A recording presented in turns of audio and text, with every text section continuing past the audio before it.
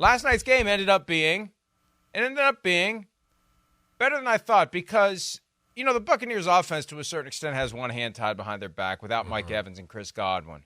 And they did a nice job of mustering 24 points against a team that has quietly pivoted to a defensive team. So I was just overall impressed with the showing that the Buccaneers gave us last night.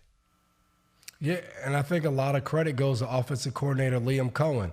The ability to come out and just do different things. I think we talked about it maybe a week or two ago on Football Night in America of their top players are their backs. It's the 3 running backs that they have, and I know Tucker didn't play as much last night as he did the previous few weeks, but you look at Bucky Irvin, Rashad White, those are the most dangerous guys on the field for the Bucs, and when you have that as an offensive coordinator, you have to create different ways to get those guys the ball. I thought he did a good job of getting those guys the ball, and Cade Otton has really stepped up in that tight end role for Baker Mayfield of being able to be an outlet, but also being the guy that in the passing game, they can draw different things up. They can look to go to him even without some of those guys on the outside and Godwin on the middle. So I think for Tampa, as impressive as it was, it's also a reminder of when you go against the best teams, you need that extra little oomph to get you over the top. But the Kansas City Chiefs, it's remarkable how they continue to play at like this same standard no matter the game, and it's just enough to get a win.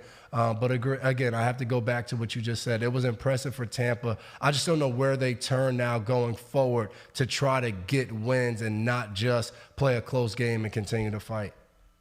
Yeah, they got the 49ers up next, and they've had multiple games they've lost in overtime where they've lost the coin toss to start overtime and have never touched the ball. They've had close games. They've had tough losses. They looked really, really good right out of the gates, but they've softened now, and they've slumped to 4-5 with 3 straight losses. And again, the 49ers are up next. It was the first time all year that the Chiefs scored 30 points. Now, it took them overtime to do it, but it just shows you how this team has changed. And I thought last night the Kansas City offense, on a wet, rainy November football kind of night, it felt like the offense was more efficient than it had been in any game all year. Yeah, and that was one of the things that stuck out to me for Tampa, and a credit to the Kansas City offense, was how many times they were able to just throw the ball in the middle of the field, whether it was Kelce in the middle of the field, whether it was Watson. It was just so many guys, Hopkins. The throws were just too easy from Mahomes right in the middle of the field. It just felt like they really never got him to feel uncomfortable in the pass game. Yeah, they sacked him a few times, a couple coverage sacks where, the secondary did a good job. But overall, to me, when you think about playing the Kansas City Chiefs, you have to do a good job of just not allowing Mahomes to throw the ball to the middle of the field, especially when we start talking about 8, 15, 20 yards down the field, of being able to just make too many easy throws. And even as you see the Hopkins touchdown in the red zone, the Bucs kept lining up kind of in the same coverage, like this cover 3 coverage where you have 3 guys deep, which is a normal coverage in the field, but in the red zone it's so tough to try to take away the middle of the field when they could put a guy at the goal line and then put a guy deeper or run a quick slant like Hopkins did there. So I thought Andy Reid and Mahomes did a really good job of understanding the way the Bucs play defense. They either send pressure or they drop in a zone where there's soft spots in the zone, and when they dropped into the zone, they took advantage of it. Had different play calls to set up people throughout the game, which I thought was really good for the Kansas City Chiefs. But it's still, it's still not the Kansas City Chiefs offense and team win that you kind of say like, okay, they're back. But they continue to remind us it doesn't matter how it looks. It's ultimately about winning at the end of the day. And I thought the offense did a good job taking advantage of that. But it's still going to leave some question marks going forward of, hey, like Tampa might not be that good without these 2 guys, and you couldn't just close them out and end this game midway through the third quarter. But again, you can't say much other than this team continues to win. I thought the issues in the middle of the defense that were exposed on the Thursday night overtime loss to the Falcons, where Kirk Cousins just kept continuing to pick the Tampa defense apart, finding those openings in the middle. I thought that would be solved when Antoine Winfield Jr. came back, but it still is an issue for the Buccaneers. It's one of those things, and it's the equivalent of trying to change a tire on a moving car to make massive changes when you've got a serious flaw like that, because one game ends and you immediately begin to prepare for the next game. And here they are coming, short week, played Monday night. Now travel home, get ready for the 49ers. There's only so much you can do in the hours between games, but that opening there still lingers, and presumably Kyle Shanahan was taking copious notes last night about how to properly attack the Tampa Bay defense, so they're going to have to shore that up. And for the Kansas City offense, they still don't feel like they're all the way back, and the injuries at receiver for them have been an issue as well.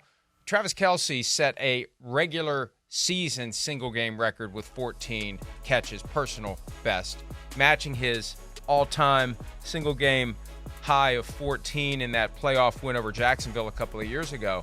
So early in the year, we thought Kelce was just done. Like, that's it. He stayed 1 year too long, some were saying. Many are saying he stayed too long.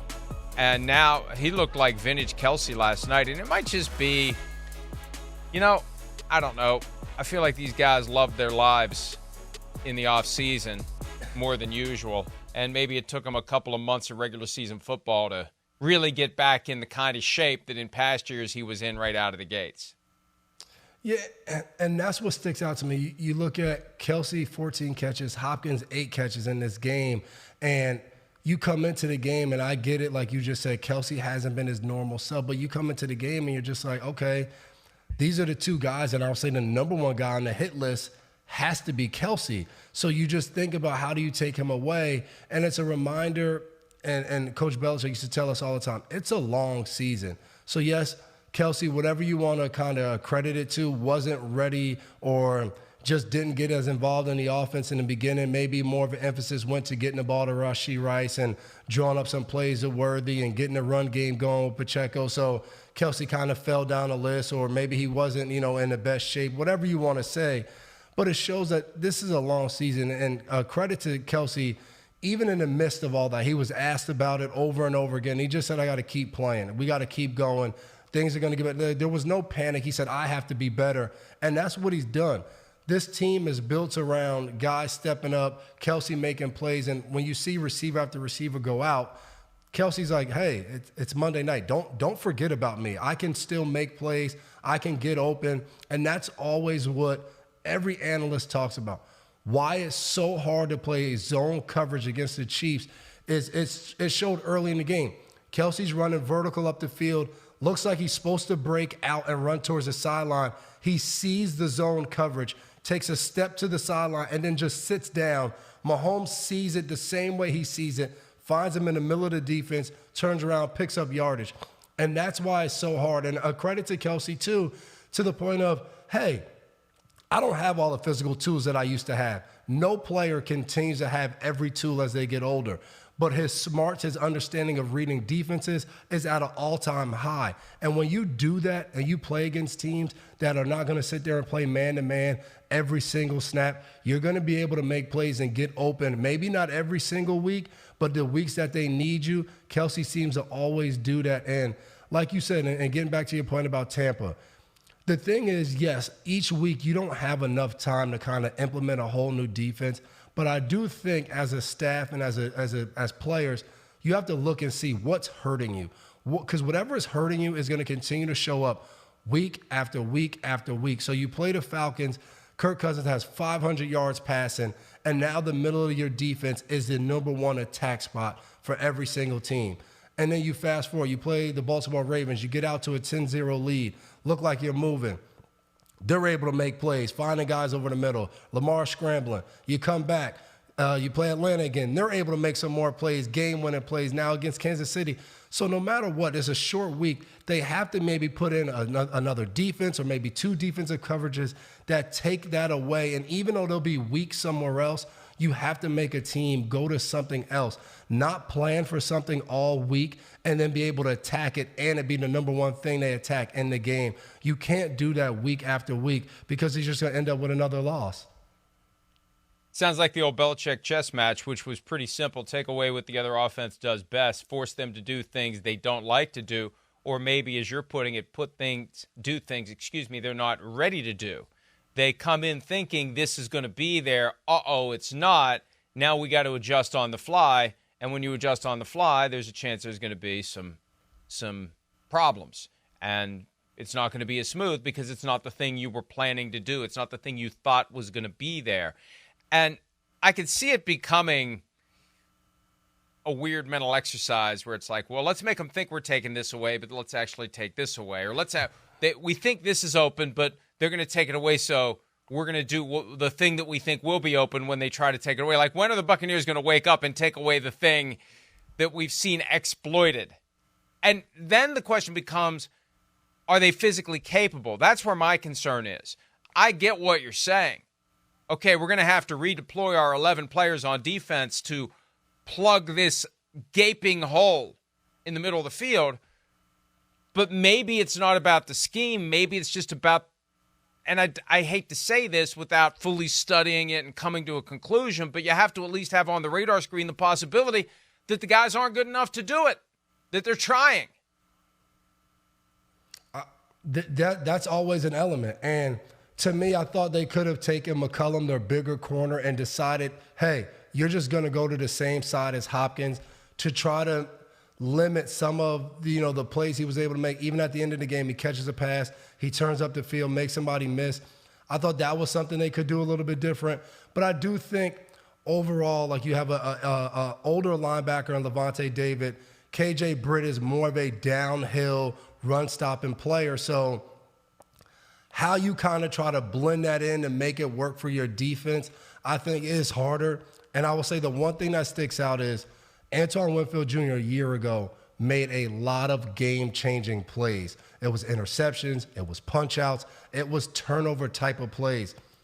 They haven't got that as much this year, and part of that has been because of his injury. He had been out, and then when he's been back, he's made some plays, but not the impactful plays like he could. He almost had a chance to make the Hopkins play over the middle. He kind of waits for the ball a little bit. Usually he's a guy that goes up and high points that ball. That's the type of plays that I think they need in this defense to give them even more of a chance now without those two receivers in there. But without those plays, I think it's going to be hard for the Bucs to muster up defensive stops, series after series after series. I think he has to be the difference maker for this defense, because other than that, then it's Elijah Cansey, it's Vita Vea, it's Diaby. You're counting on the rush to get there way more than a secondary, especially without their starting corner Jamel Dean out there. Hi, it's Mike Florio. Thanks for watching PFT on YouTube. Hit subscribe for the latest news and analysis from Pro Football Talk.